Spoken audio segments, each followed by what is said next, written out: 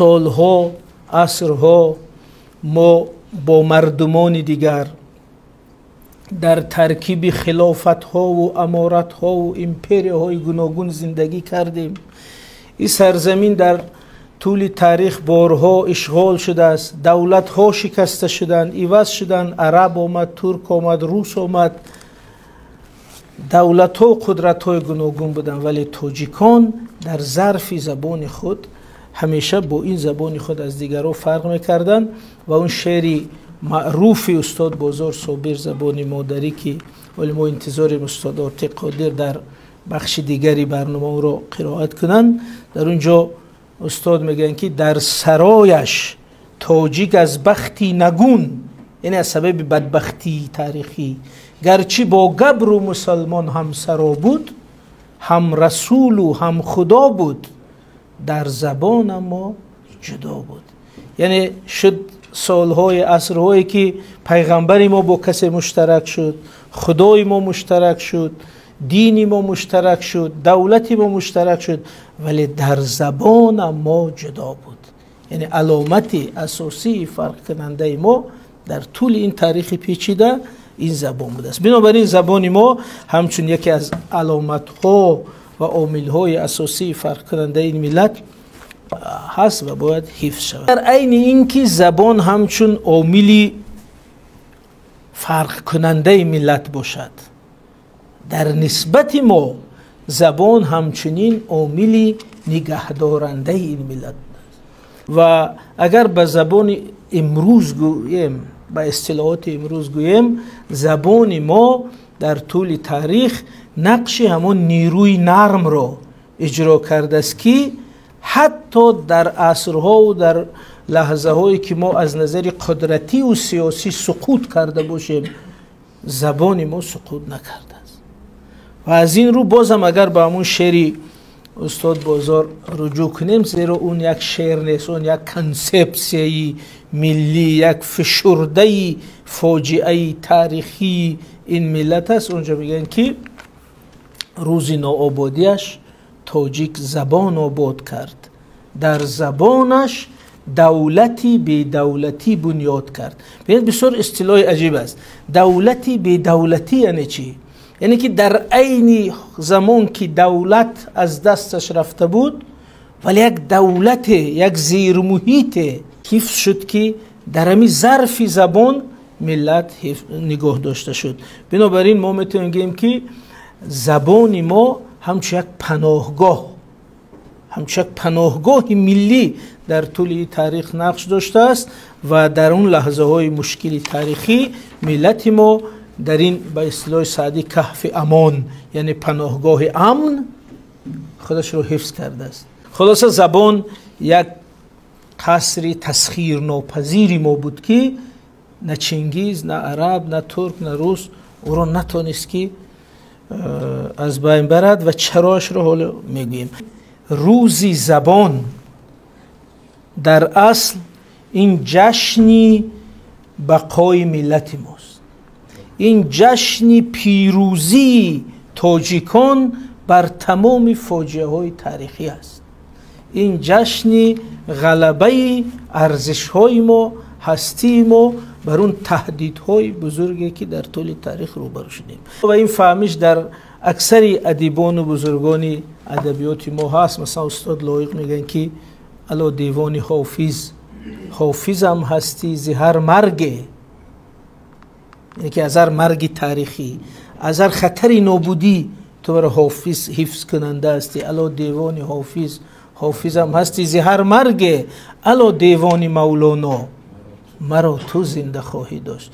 یعنی اول در این باره خدمت بزرگا میگیم، ولی در عموم یعنی زبان و این ادبیات هم یک نوعی تندیس های زبانی است. ما را از این مرگ ها حفظ کرد.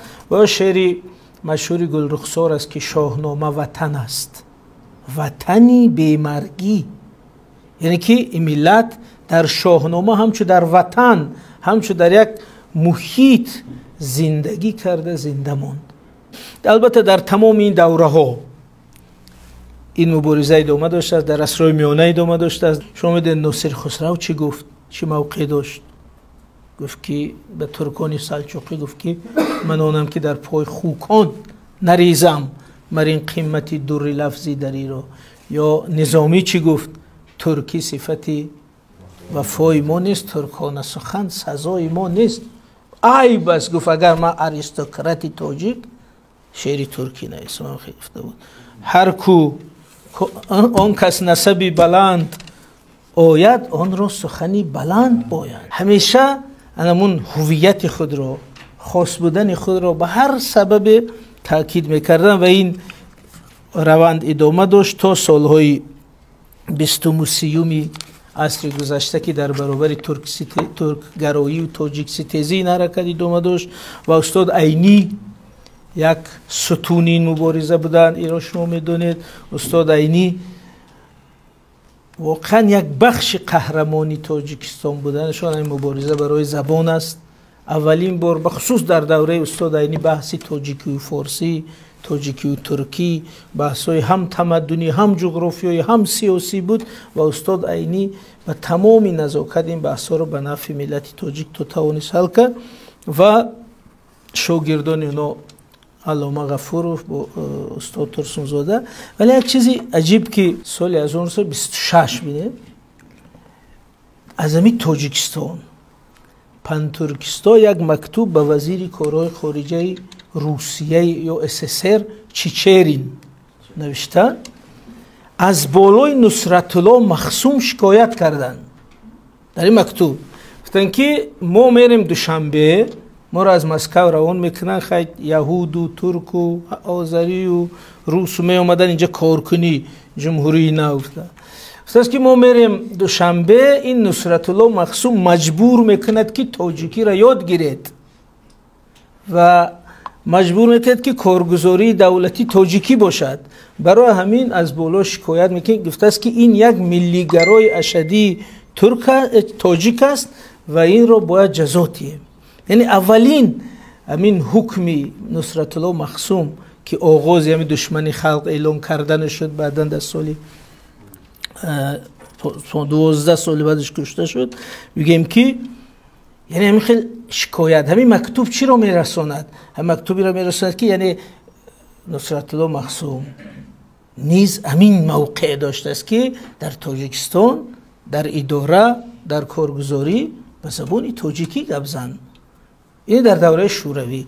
پس اینا وقتی که اینا کشته شدن برای همین ارزش‌ها کشته شدن و قهرمانن برای همین ارزش‌ها قهرمانن. در دوره بعداً در سالهای 70 و 80 حرکت بزرگی فرهنگی و ارزشی ملی شروع شد که در محور اونم زبان میستاد.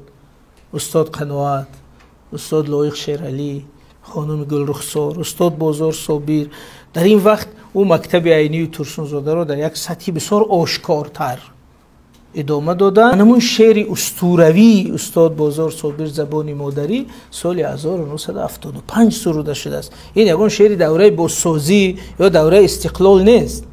اینو برای اون در سال 1975 که اوج قدرت شوروی بود استاد بازار صابر گفت که در حد و سرحد شناسی جهان سرحدی تاجیک زبان تاجیک است.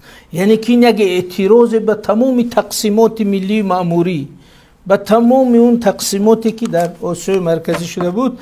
بازار صابر گفت که ملت سرحد تاجیک زبان است. یعنی آن حدودهایی که زندگی میکند همون از سرحد ما. این گپی یا سخنی بسیار جدی بود در برابر ایدئولوژی شوروی در همون زمان. اگر امروز ما هممون میگوییم این هیچ مشکلی ندارد، ولی اون وقت برای این سخن میتونست زندان شد. ولی گفت که در حد و سرحد شناسی جهان سرحد تاجیک زبان تاجیک است. این بسیار اعلامیه جدی بود.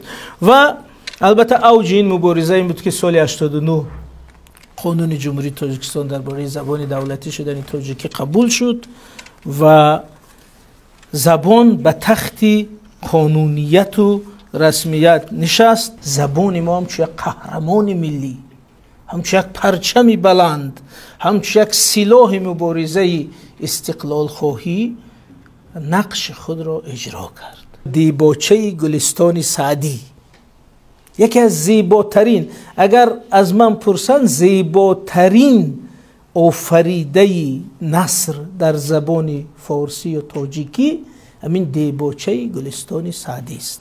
هیچ متن از این زیباتر نیست. یعنی در او سعدی داد هنر را داده است، زبان رو چنان با چی مهارت تابانده است که گویا که خیلی که حافظ میگفت دلبر که در کف او موم است سنگ خارا، یعنی گویا سنگ در کفش مثل موم بوده است، چیزی خواسته ساخته است. همین دیباچه گلستان وقتی میخونیم یک حسی دوگانه هست. حس اول افتخار از این که این چقدر زیباست، چه آفرینش نفیس است، این زبان چه قدرت دارد برای آفریدن. ولی حس دوم این است که همین متن زیبا را سعدی بزرگوار در شرایط نبودن دولت ملی برای یک امیری ترک محلی بخشیده است. امیری حاکمی محلی شیراز ابوبکر ابن سعد زنگی بخشیده است. و همون پاره های بزرگی توصیفی که ما امروز گاه برای همدیگر همچو پند و نصیحت میخونیم، در اصل پند و نصیحت نیست، در اصل ستایشی همون حاکم شیراز است. وقتی میگه که پشت دوتای فلک راست شد از خرمی تا چطور فرزند زاد مادر ایام را. این بسیار واهیم است. بینید یعنی که پشت آسمان گویا راست شد وقتی تو تولد شدی، پشت دوتای فلک راست شد از خرمی تا چطور فرزند زاد مادر ایام را. حکمتی محض است اگر لطف جهان آفرین خاص کند بنده مصلحت عام را.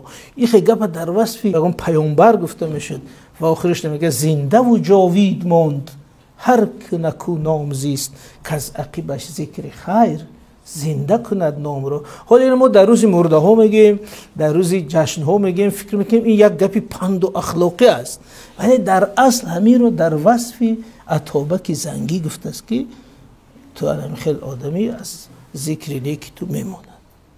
یا اینکه همون بیت بزرگی که ما داریم گلی خوشبوی در حمام روز خست رسید از دست معشوق به دستم، بدو گفتم که مشک یا عبیری که از بوی دلاویزی تو مستم.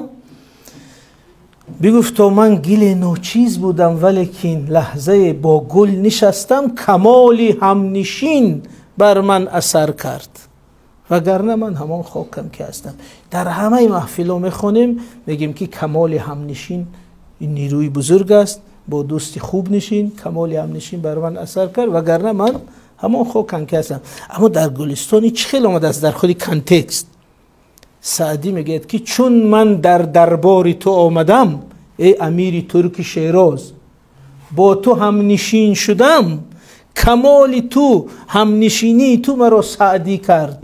همین حالت هم افتخار به او زیبایی بزرگی زبان است، هم فاجعه است که همین آفریده بزرگی زبانی را پایانداز حریر را پیش پای همین امیری بیگانه باید بریزد.